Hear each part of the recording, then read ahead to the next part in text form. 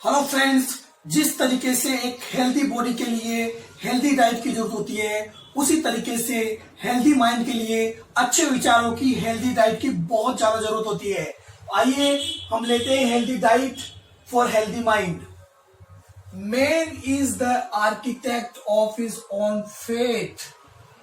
मनुष्य अपने भाग्य का निर्माता स्वयं है। बहुत से थिंकर्स ने यह बात बोली है कि मनुष्य अपने भाग्य का निर्माता स्वयं है, लेकिन क्यों है इस बात को किसी ने एक्सप्लेन नहीं किया है। क्यों है? क्योंकि he has power to control his thoughts, क्योंकि उसके अंदर अपने विचारों को नियंत्रित करने की शक्ति है, इसलिए वो अपने भाग्य का निर्माता है। If you can do some or you think you can not, in both ways you are right. यदि आप सोचते हैं कि आप कर सकते हैं तब भी आप सही है, और यदि आप सोचते हैं कि आप नहीं कर सकते हैं तब भी आप सही है। ये तो बहुत कॉन्ट्रडिक्टरी बात हो गई। ऐसा कैसे हो सकता है कि जब हम सोचते हैं कर सकते हैं तो कर सकते हैं, नहीं सोच कर सकते तो नहीं कर सकते? ऐसा कैसे? उसके रीजन के पीछे सबसे बड़ा कारण है ये हमारा माइंड। ये हमारा माइंड एक जमीन की तरह है। इसमें जिस तरीके के बीज बोए जाएंगे उसी तरीके की फसल पैदा होगी। यदि आप सकारात्मक सोच के बीज डालेंगे तो सकारात्मक परिणाम निकलेंगे, और नकारात्मक सोच के बीज डालेंगे तो नकारात्मक परिणाम निकलेंगे। भगवान कृष्ण ने गीता में कहा है कि मनुष्य एक क्षण भी बिना कर्म के नहीं रह सकता। तो वो कौन सा कर्म है जो हम एक क्षण भी बिना किए नहीं रह सकते? वो है हमारी थॉट्स, हमारी सोच।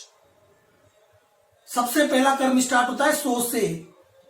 इसलिए अगर हम सोचते हैं कि हम कर सकते हैं तो हम वो बीज बो रहे हैं तो वो चीज उगेगी, और हम सोचते हैं कि हम नहीं कर सकते तो हम नेगेटिव बीज बो रहे हैं तो वो चीज उगेगी। जैसी करनी तू करे वैसा ही फल होए, बोए बीज बबूल का तो आम कहां से होए। Past is history.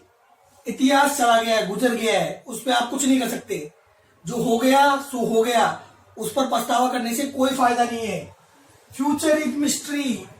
भविष्य एक रहस्य है, कल क्या होने वाला है किसी को नहीं पता, उसकी चिंता करने से भी कोई फायदा नहीं है।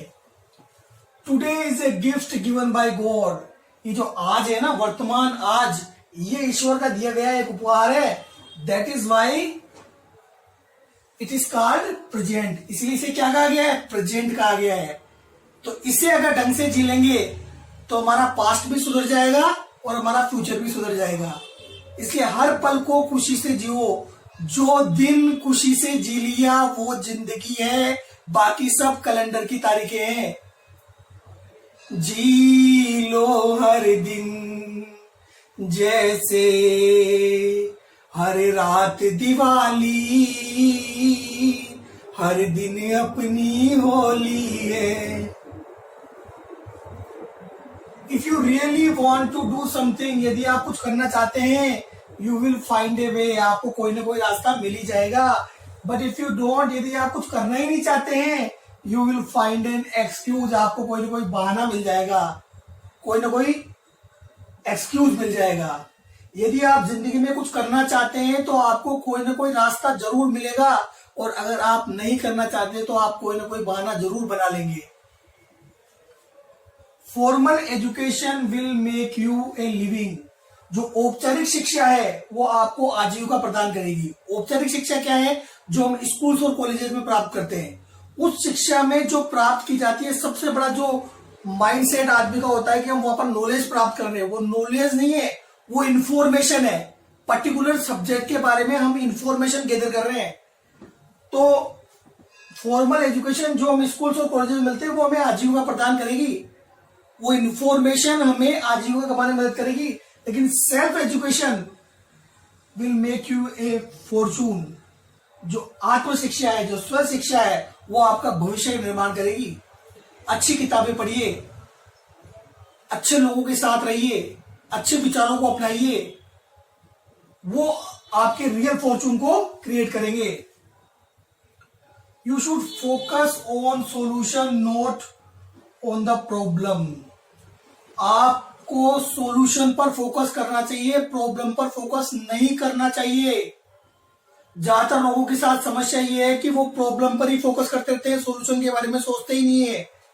उसका परिणाम क्या होता है? Because where focus goes energy flows. Science कहता है कि जहां पर आपका फोकस जाता है वहां पर ऊर्जा प्रभावित होने लगती है, और वेयर एनर्जी फ्लोज, जहां ऊर्जा प्रभावित होती है, थिंग्स ग्रोज, वो चीजें बढ़ना शुरू हो जाती है। तो जिस चीज पर आप फोकस करेंगे वो चीजें बढ़ना शुरू हो जाएगी। इसलिए कभी भी समस्या पर फोकस मत करिए, समाधान पर फोकस करिए। नेगेटिविटी पर फोकस मत करिए, पॉजिटिविटी पर फोकस करिए, क्योंकि जो आप फोकस करेंगे वही चीज रिजल्ट बनकर सामने आने वाली है।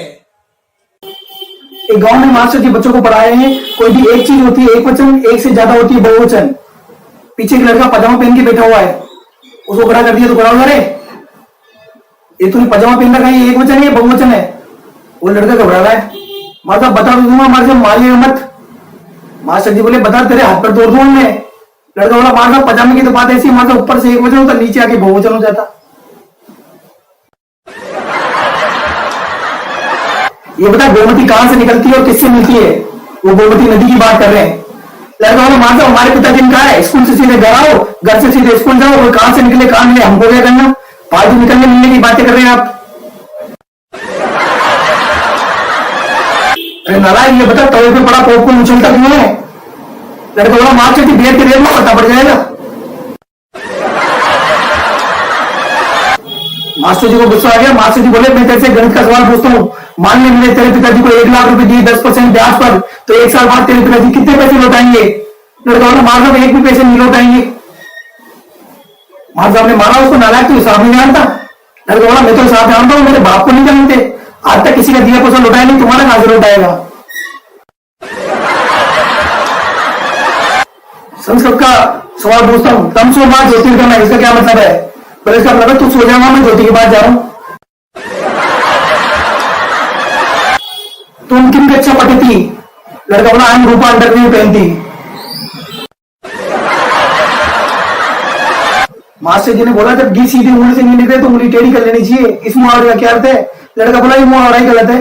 बोले क्यों? बोले घी जब सीधी उंगली से नहीं निकले तो चम्मच से निकाल लो, हर चीज में उंगली करना जरूरी है क्या? मास्टर जी ने लड़के से कहा कल तुम स्कूल क्यों नहीं आए थे? लड़का बोला मार साहब कल हम गिर पड़े थे। गिर पड़े थे? कहां से गिर पड़े थे? बस से गिर पड़े थे, ट्रेन से गिर पड़े थे, हवाई जहाज से गिर पड़े थे, कहां से गिर पड़े थे? लड़का बोला मार साहब पलंग पे से गिर पड़े थे। पलंग पे से गिर पड़े थे। तुम्हारा घर कहाँ है? हलवाई की दुकान के सामने। हलवाई की दुकान कहाँ है? हमारे घर के सामने। अच्छा तुम्हारा घर कहाँ है? हलवाई की दुकान के सामने।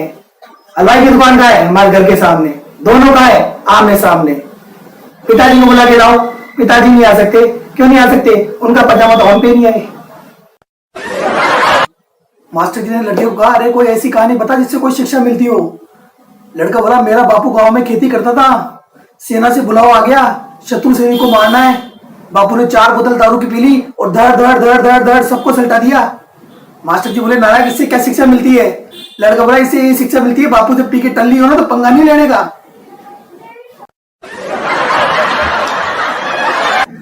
कबीरदास जी ने एक दोहा लिखा है, ऐसी वाणी बोलिए मन का आपा खोए, औरन को शीतल करे आप ही शीतल होए। 21वीं सदी में ये दोहा चेंज हो गया है। ऐसी वाणी बोलिए सबसे झगड़ा होए, पर उससे तुम न झगड़ना जो आपसे तगड़ा होए।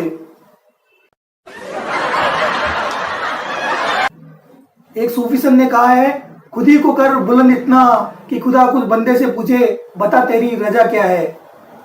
21वीं सदी में थोड़ा चेंज हो गया है। खुद ही को कर बुलंद इतना चढ़ाओ जैसे तैसे, खुद ही को कर बुलंद इतना चढ़ाओ जैसे तैसे, और खुदा कुछ बंदे से आके पूछे अबे साले उतरेगा कैसे।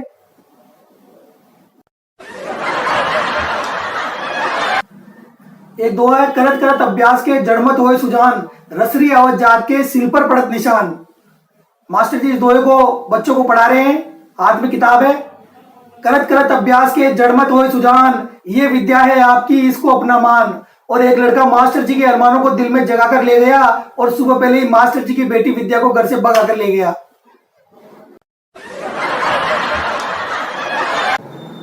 एक राजा ने अपनी बेटी के लिए एक स्वयंवर का आयोजन किया। उसने एक बड़ा सा पुल बनवा दिया, उसमें बड़े बड़े मगरमच्छ डलवा दिए और ये अनाउंसमेंट कर दिया कि जो भी व्यक्ति इधर से तैर कर इधर आ जाएगा उससे मैं अपनी बेटी की शादी कर दूंगा। सारी जनता इनवाइट थी, बड़े बड़े शूरवीर आ गए और सब कूदने को तैयार, लेकिन जैसे ही मगरमच्छ को देखे प्राण निकले आदमी के।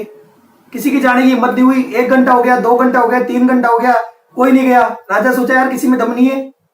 वो उसको स्वयंवर को खत्म करने का अनाउंसमेंट ही करने वाला था, इतने में उसने देखा एक आदमी धड़ से इधर कूदा और इधर आ गया। अब वो तो हीरो बन गया, लोगों ने घेर लिया उसको। अरे आप तो शूरवीर हैं, आप प्रबल प्रतापी हैं, आप ऐसा कैसे कर पाए? आपके अंदर राजकुमारी से शादी करने की प्रबल इच्छा थी, आप ऐसा कैसे कर पाए? वो आदमी बोला पागल के बच्चे, दिमाग खराब मत कर, ये बता मेरा धक्का किसने मारा था। Thank you friends. इस खुशी की लहर को आगे बढ़ाने के लिए आप इसे ज्यादा से ज्यादा लोगों में शेयर करें, जिससे लोगों के दुख दर्द कम हो सके।